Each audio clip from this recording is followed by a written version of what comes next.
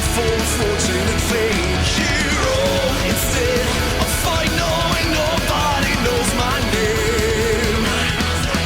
My foes are closing in and covering the sky, but I won't turn my back tonight. Hero, I'll stay until I taste the dirt of defeat someday. Unleash my face, hero.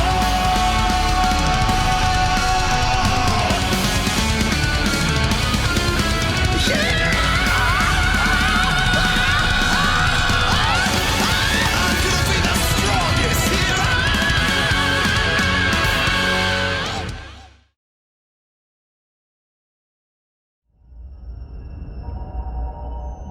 War.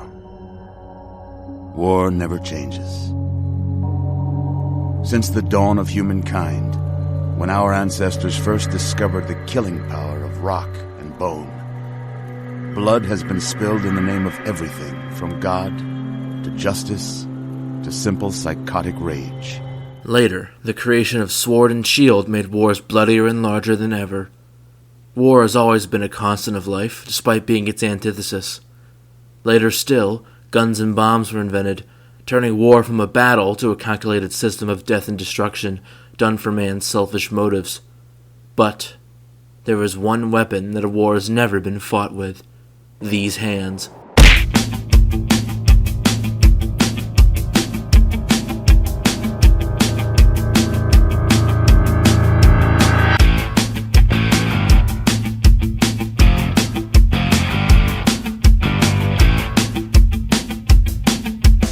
Imagine a soldier that doesn't need ammo, doesn't need grenades, doesn't even need a knife in his hand. A soldier that can spit in the face of warfare and turn it into a game for his amusement. Well, today, I will become that soldier, as I ask the question, can you beat Operation Anchorage with only your fists? The rules are very simple. I'm only allowed to damage enemies with the God-given hand screwed into my arms.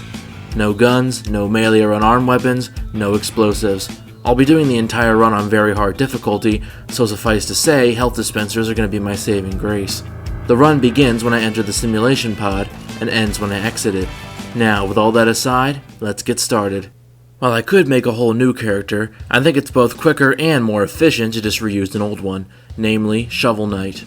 We start off where we left off, near the Citadel, about to storm the Purifier and take it back from the Enclave. Only instead of becoming the shovel-toting hero of the day, I fuck off to Rivet City and leave the Brotherhood to their fate. In the city of Rivets, I allow Dr. Preston Garvey Gotten word about a settlement that's being threatened by raiders. Shut your fucking mouth! to cure my drug addiction. That burning sensation you feel all over your body? That's my patented addiction be gone treatment at work. He gives me flashbacks to the intro. I'm a doctor, not a dealer. We need a doctor, not a deadbeat. And I drop my lucky 8-ball to give it to a recovering patient. God knows he needs it. I then astral project myself inside the breathing corpse to see the problem and find out it's probably the fact he has no internal organs. Yeah, no saving this one, Doc. We need a deadbeat. I then begin the process of changing my character build to an unarmed one, as I don't feel like grinding out a bunch of levels. If you consider this cheating, feel free to dislike the video.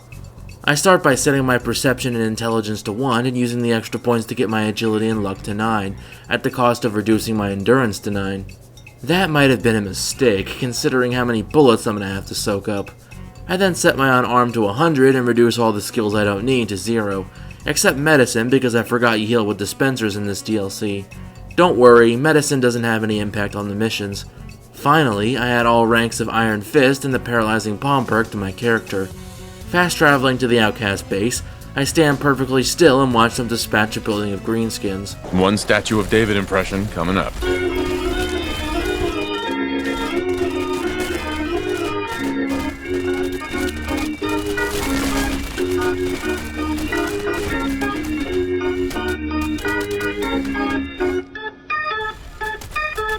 After a quick chat with Morrill, I follow him but get rudely interrupted by a guard. Oh, great. Just what we need. So I let him catch these hands like the flu.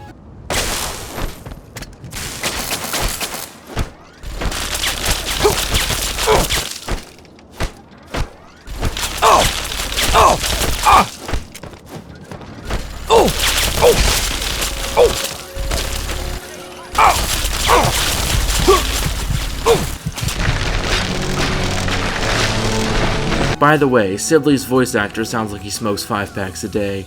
All right, you. Keep your weapons holstered, your hands to yourself, and your mouth shut. Also, I love how he tells me to keep my weapons holstered when the only weapons I have are these hands. The game pulls the "if you die in the game, you die for real" trope, and I have to wonder why the outcasts don't just cut the damn door down. Nothing indicates it's super durable like the door in the fort, for example.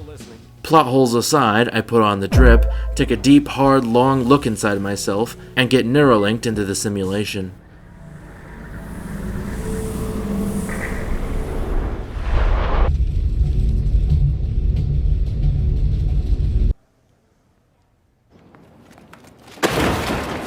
You start this DLC with a silenced 10mm pistol and a trench knife, but I quickly discard these toys and get ready to tumble.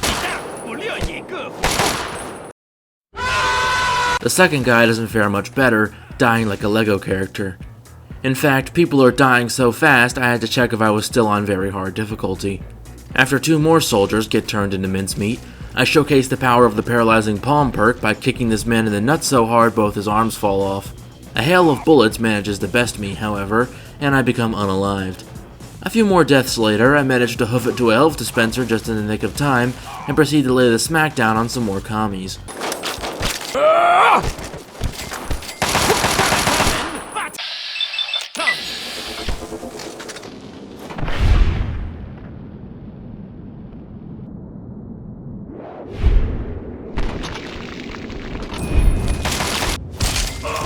I then witness a floating Gauss rifle and punch it to make sure it's not a mimic. God damn, my guy is strangely into punching people's balls for some reason. After Benji decapitates a red with his glistening meaty thighs, I try to knock him out with my dollar store punches and then let him carry me the rest of the way due to my low health. Benji catches on to this and casually struts away from gunfire, letting the reds advance on our position and ending in my death. Serves me for being lazy. The next time doesn't go much better, with my leg getting stuck in a pipe. A few more unfortunate incidents later, I managed to use an Invisawatch to slip past the reds and barely scrape by into a room with a health dispenser, Monty being the bait as I told him I'd give him a Scooby snack later. The problem being, I am the length of a fly's dick away from imminent death and keep getting killed as soon as I enter. A bit of save scumming later, I discover that loading a save gives you a grace period where the enemies won't fire their weapons. I use this to finally activate the dispenser and show those red sons of bitches what for.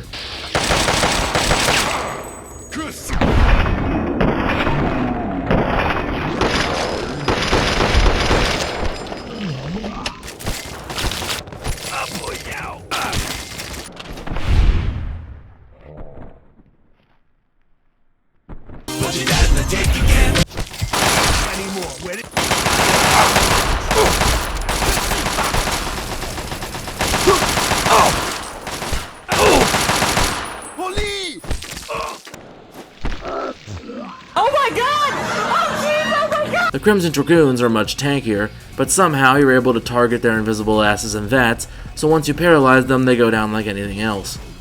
It doesn't help when their morale is so low, they decide committing septuple is preferable to my fists. Witnessing this act levels me up, where I put points into sneak and speech and bump my endurance up to 10. Planting a bomb on an artillery gun, I spend so much time fighting that it blows up, taking me out with it. The next go, I'm smart and get the hell away from the bomb before it implodes in reverse. I do the same thing to the second gun, assault and batter some more commies, sabotage numero trace, and get beamed out of there. Luckily for me, my objectives can be wrapped up into 3 distinct confined missions, almost like quests in a video game. I get reminded of a movie that made the world both better and worse by existing. What, we some kind of Suicide Squad? And pick my strike team. A guy who goes boom, a guy who goes pew, and a guy who goes... Ow! A guy who gives you headaches. I also picked the close assault package, which comes with a power fist I won't use, but hey, it never hurts to be prepared. After getting violated by a missile several times, I managed to hold my limbs together through sheer willpower and activate the health dispenser, the literal frame another missile would have killed me. I then demonstrate why missile launchers aren't very good close quarters weapons.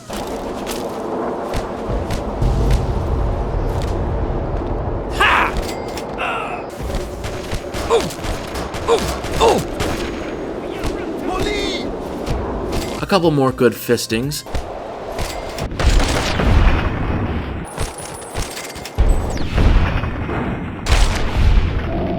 I show a sniper my art of teleportation and realize that I forgot to tell my squad to move out. Whoops. With them, I'm able to clear out the snipers that were giving me trouble and use them to cover my assault on the listening post. With that, some more soldiers get their organs turned into ground beef.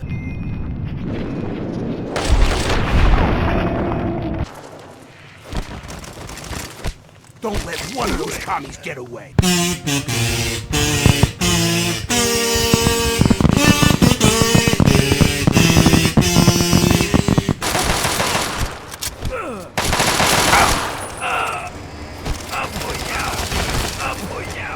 mess with the U.S.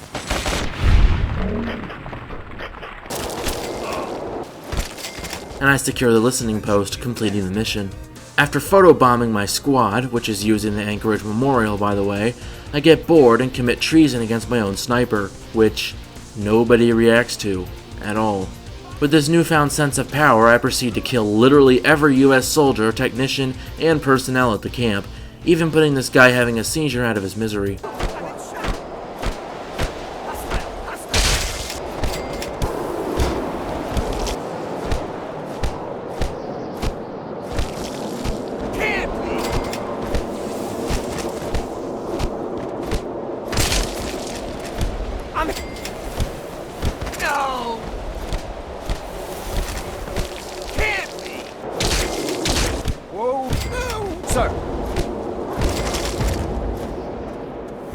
Sir! No!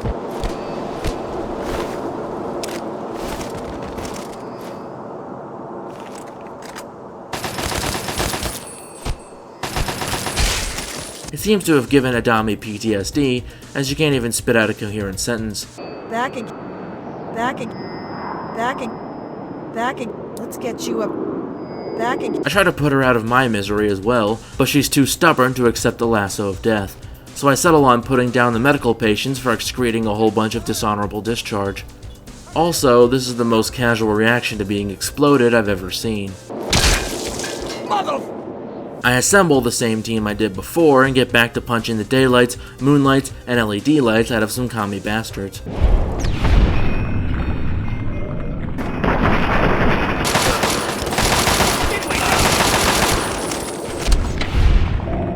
The little spider mine things sound like they would be a pain, but because of their huge hitbox and slow speed, my squad dispatches them without issue. Now it's time to fight the Chimera tank, and while the laser is barely more powerful than the ones at a rave party, the real issue is that I've fallen, and I can't get up! Eventually, I find a sweet spot where I can punch it without getting knocked over while it focuses on shooting Benjamin Button. Somehow, I'm able to dismantle a tank with my bare fist, never mind the fact that it exploded. I then bully a soldier by pushing him against a wall and taking his lunch money, before Ben gives him lunch by feeding him a bullet. Planting the bomb on the fuel tank, I level up, dumping all my points into vocal cord training and getting my luck to 10. However, because my brain generates less energy than a lemon hooked up to a jumper cable, I make a save right as the tanker explodes, forcing me into an endless cycle of death and rebirth. This forces me to reload a save and fight the tank again, which leads to more He needs some milk! After nearly being killed by flying shrapnel, that's another mission complete, one left to go. This mission goes pretty much the same as the last one. I punch enemy, enemy get dead.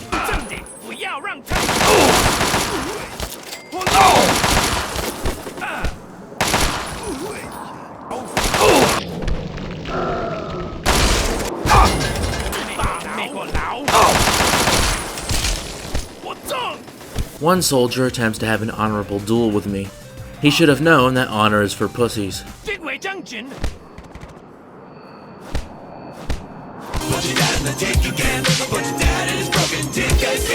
After a power-armored soldier dies from spring lock failure to demonstrate the deadliness of the pulse field, I effortlessly take out the nearby crew and turn it off in a matter of seconds.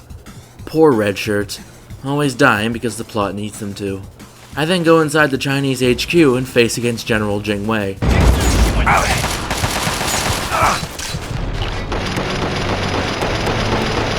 The second time I use Psycho and VATS to my advantage. Fortunately, the general seems to have taken a page out of Tom Green's playbook. Backwards man, the backwards man. Backwards man, the backwards man. I can walk backwards fast as you can. I can walk backwards fast as you can. Letting me score a bunch of cheap shots on him. He does grab a nearby super sledge, but he's at such low health that it just takes a few more rounds of VATS to equally distribute his communist ass all over American soil.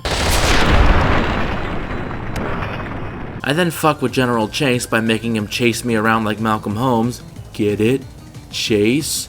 And he breaks the 4th, no, 5th, 8th wall? Since we're in a simulation inside a game, I guess? And with that, I've completed the simulation. But we're not done yet. McGraw talks to me while my eyes are still adjusting. Rude. And the group dedicated to preserving technology allows me to take a shit ton of advanced technology right in front of their eyes. And for some reason, there's dirty water in this pre-war preserved first aid kit. Sibley rightfully starts a rebellion, and I put on my fancy new power armor, take every chem in my inventory, and begin introducing my fists to some outcast faces. Fall back! Fall back, damn it!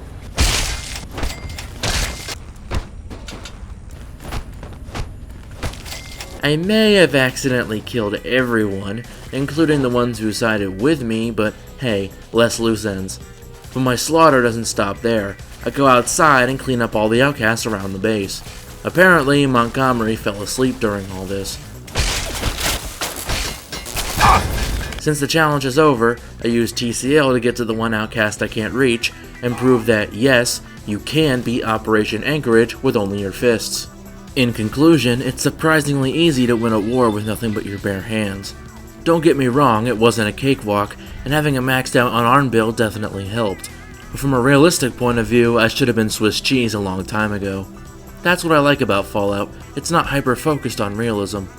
With decent armor, good damage, and high health, plus a plethora of useful perks, this run was loads of fun and I highly recommend it.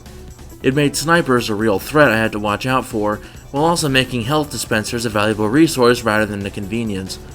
Who knows, I might even do more DLCs taking a page out of Tyler Durden. Thanks for watching, and if you enjoyed the video, leave a like and comment below why you liked it.